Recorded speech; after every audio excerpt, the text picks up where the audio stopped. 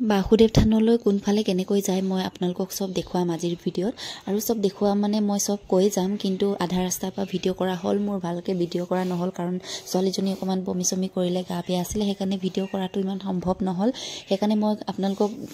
কৈ যাম বাৰু আৰু বহুত মানুহে নেজানে বাসুদেৱ থানলৈ কোনফালে কেনেকৈ যায় আৰু কোনফালে শৰ্টকাট হয় হেতু নেজানে হেতু কাৰণে মই ভাবিলো ভিডিঅ'টোকে দি দিও কাৰোবাৰটো অকমান হেল্প হ'ব আমি যেনেকৈ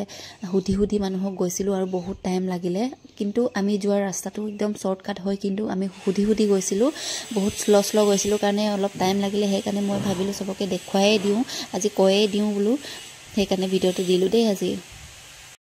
আৰু মেইন কথা বাসুদেৱ থানলৈ বহুত মানুহে যায় বহুত বিশ্বাসত যায় আমিও যেনেকৈ বিশ্বাসত গৈছো সেইমতে সবে বিশ্বাসত যায় সেইকাৰণে যোৱা মানুহ বহুত আছে সেইকাৰণে মই ভিডিঅ'টো দি দিছো আৰু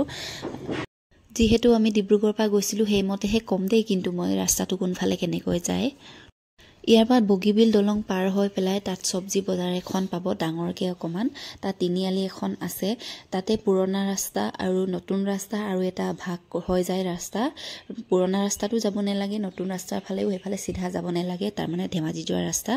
তাতে লেফট সাইডত হুমাই ৰাস্তাটো মানে অকমান তলত হুমাব লাগে তলৰ ফালে কাৰোবা খুধিলে তাতে গম পায়ে যায় তাৰপা নামি দিব লাগে আৰু তাতো বেলেগ ৰাস্তা বহুত আছে কিন্তু তাত কাৰোবা খুধি ল'ব লাগে মাজুলী বা ঢকুৱাখানা কোনফালে যায় বুলি তাতে আপোনালোকক কৈ দিব মানুহবোৰ গম পাই যায় আৰু সিধা গৈ থাকিব লাগে একো তেনেকুৱা প্ৰবলেম নাই গৈ থাকিব লাগে 1 ঘণ্টা মানৰ পিছতহে কাৰোবা খুধিব সিধা গৈ পেলাই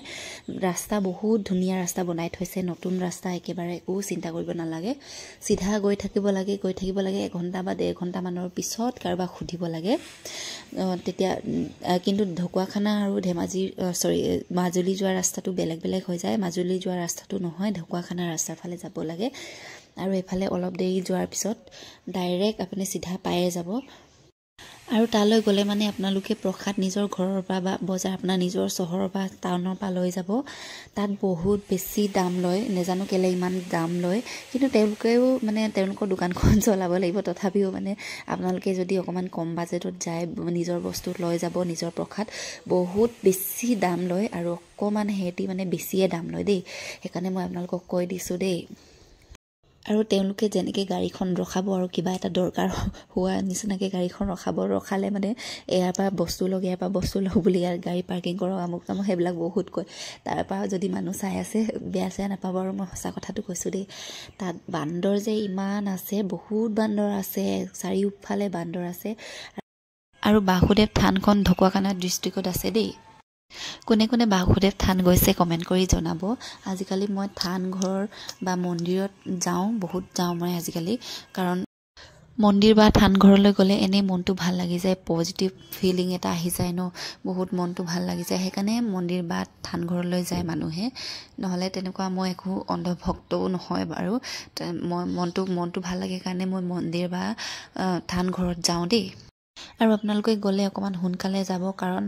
মেইন হেৱা লোৱা জেগাত অকমান ভিৰ লাগে তাত বহুত লাইন পাতিব লগা হয় আৰু এইফালে আমি হেৱা লৈ ললো আৰু এইফালে ওলাইও আহিলো অকমান ফটো মাৰিলো আৰু বাথৰুম কৰি মিলি যাবলৈ ওলাইছোগে আৰু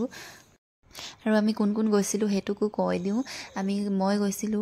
মা পাপা আৰু খুৰা এজন আৰু খুৰী দুজনী আৰু আবৈ গৈছিলো আমি 7 জন মানুহ গৈছিলো একেখন গাড়ীতে গৈছিলো দেই ভালে লাগিলে গৈ পেলাই আৰু ছোৱালীজনী গৈছিলে তাইক লৈ 8 জন আৰু আমি লাষ্টত ইমান ফটো তুলিলো আৰু মই আৰু খুৰী এজনী আছে বহুত আমি দুইজনী একদম ফটো তুলো এইজনী খুৰী দেই বহুত ভাল হয় খুৰীজনী আৰু আমি দুইজনীয়ে একদম ফটো তোলাত এক্সপাৰ্ট আৰু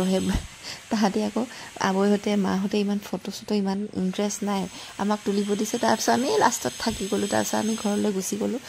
গুচি গলো মানে ইমান ভোক লাগিছে ক'বাত খাবলৈ মানে হোটেল বিচাৰি ফুৰিছো নাই ৰাস্তাত হোটেল এখনো নেদেখিলো ইমান ভোক লাগিছিলে কাৰণ আমি একো নোখোৱাকে গৈছিলো চাহো খোৱা নাই একো খোৱা নাই পানী খাই গৈছো সবে ইমান ভোক লাগিছিলে হোটেল বিচাৰিছো নাই আৰু ইয়াতে বহুত ভেড়া ছাগলী আছে দেই বহুত ধুনীয়া এয়া আমি বগীবিল দলং পায়ো গলো একেবাৰে আমি এফালে বগীবিল দলং সাইডত যে ঢেৰ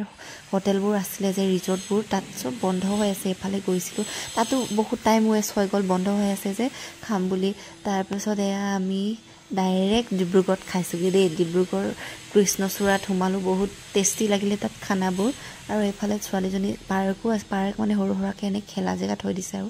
ছোৱালীজনীক তাতে অকণমান খেলাই ল'লোঁ আৰু ভাত খাব লৈছোঁ। ইমান ভোক লাগিলে আৰু গাহৰি মাংস বহুত ধুনীয়াকৈ বনাইছিলে বইল, আৰু এইফালে গ্ৰেভি টাইপ